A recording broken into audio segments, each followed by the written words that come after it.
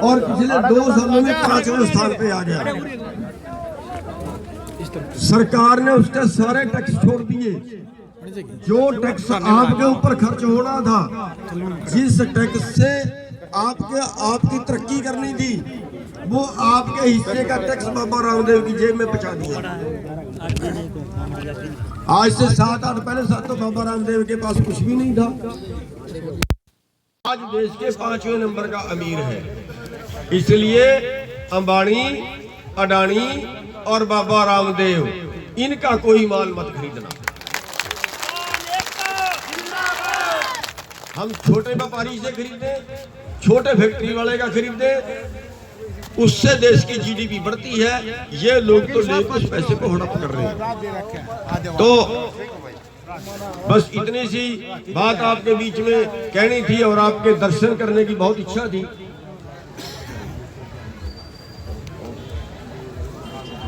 कोई अभी सरकार से कल फिर बातचीत है। कोई ज्यादा उम्मीद नहीं है कि बातचीत निपटेगी, क्योंकि राजहट है। देश को गुमराह कर रहे हैं कि हम तो सारा कुछ मानने के लिए तैयार हैं। ये किसान ही जिद पे अड़े हुए हैं। हम तो बार बार वो कहते हैं हम तो एमएसपी दे रहे हैं, आगे देंगे। लेकिन हमने अमित शाह जी से सवाल किया था 8 तारीख को हमारी मीटिंग थी, उससे हमने अमित शाह से बड़े सीधे लफ्जों में एक सवाल किया था।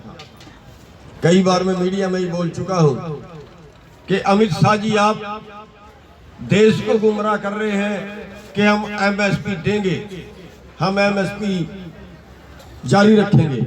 एमएसपी तय करना और चीज है, एमएसपी पर खरीदना और चीज है। 23 फसलों का तय करती है सरकार एमएसपी। हमने उनको पूछा कि क्या 23 की 23 फसलें जितनी सारे देश में पैदा होंगी, आप खरीदने के लिए तैयार हो? उनका जवाब था नहीं खरीद सकते।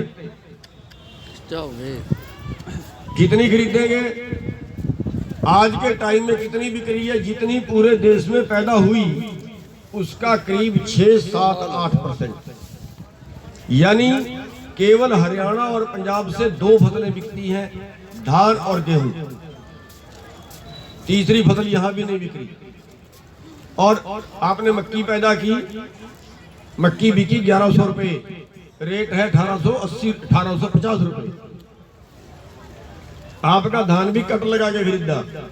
और तो साफ तौर पे वो कह रहे हैं कि 17 लाख करोड़ रुपए का बजट चाहिए, हमारे पास नहीं है। हमने कहा बीच का अंतर दे दीजिए। 17 लाख करोड़ का तो आप झूठ बोल रहे हैं। 17 लाख करोड़ में तो आप खरीदोगे, उसको बेचेगी तो जो बीच का नुकसान होगा वही तो उठाना पड़ेगा। या उसको दूसरे शब्दों में ये मानिए कि हमारी जो टोटल फसल है वो 17 लाख करोड़ की बिकनी चाहिए थी, और आज अगर वो 13 लाख करोड़ की, 14 लाख करोड़ की बिकती है तो हमें 3-4 लाख करोड़ रुपए का नुकसान पर साल हुआ।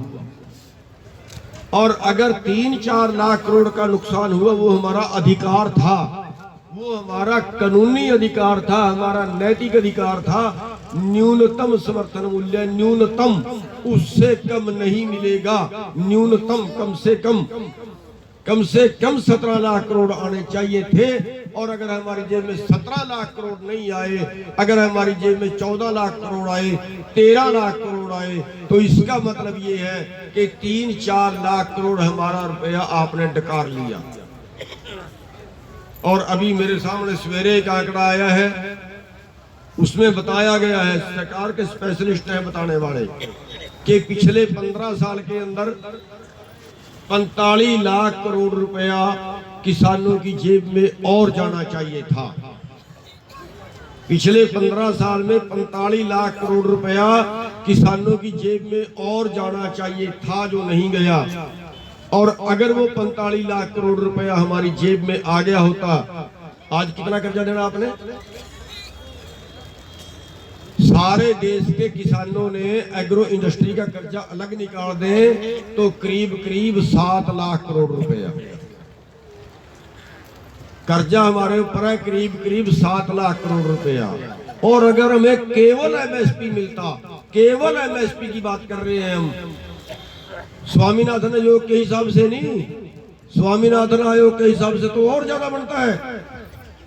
अभी जो धान का भाव है इसमें 600 रुपए और जुड़ते हैं स्वामीनाथन के हिसाब से तो। लेकिन जो सरकार तय कर रही है, अगर हमें वो भी मिलता तो उसमें भी हमें 45 लाख करोड़ रुपया और मिलता। इस तरह से लूट रही है सरकार हमें, और उस लूट को बचाने के लिए हमारे पास कोई चारा नहीं है।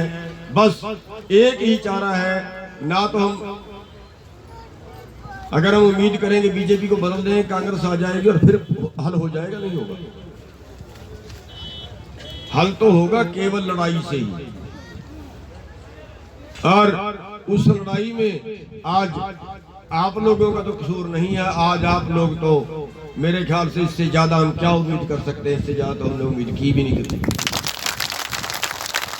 आप बहुत सहयोग दे रहे हैं, और अब तो बस उस परमात्मा से हम दुआ करते हैं कि परमात्मा इस लड़ाई को सिरे लगा दे और बख्शिश कर इस जनता के ऊपर, अपने देश के ऊपर। और यहाँ के गरीब लोग, यहाँ के आम लोग, वो लोग केवल जिंदा रहने के लिए लड़ाई है। धर्म युद्ध केवल जिंदा, अमीर तो हम बन ही नहीं सकते, केवल जिंदा रहने के लिए। आज कितने भूखमरी से मर रहे हैं, कितने इलाज से, बीमारी से मर रहे हैं। क्या आप लोग, कितने लोग हैं जो 20 लाख 30 लाख का इलाज करा लेंगे अगर कोई परमात्मा ना करे कोई बीमार हो जाए? अरे एक मंत्री बीमार हो जाए, अरबपति है, विदेश में इलाज कराए, 5 करोड़ रुपया खर्च करके आए तो सरकार देगी? 1 लाख रुपए तनख्वाह लेता है अधिकारी, उसके परिवार से कोई बीमार हो जाए, 50 लाख लगे तो सरकार देगी। और आप लोग जो है, जो इस देश के पूंजीपतियों का भोजन बन गए हैं, उनके परिवार से कोई बीमार हो जाए तो कौन इलाज कराएगा? इसलिए ये धर्म युद्ध है, इसमें बच्चे से लेकर बुजुर्ग तक सब अपना अपना योगदान दें, सब अपने अपने हिस्से का कर्म करें। बस इतनी सी बेनती करता हुआ आपके चरणों में एक बार शीश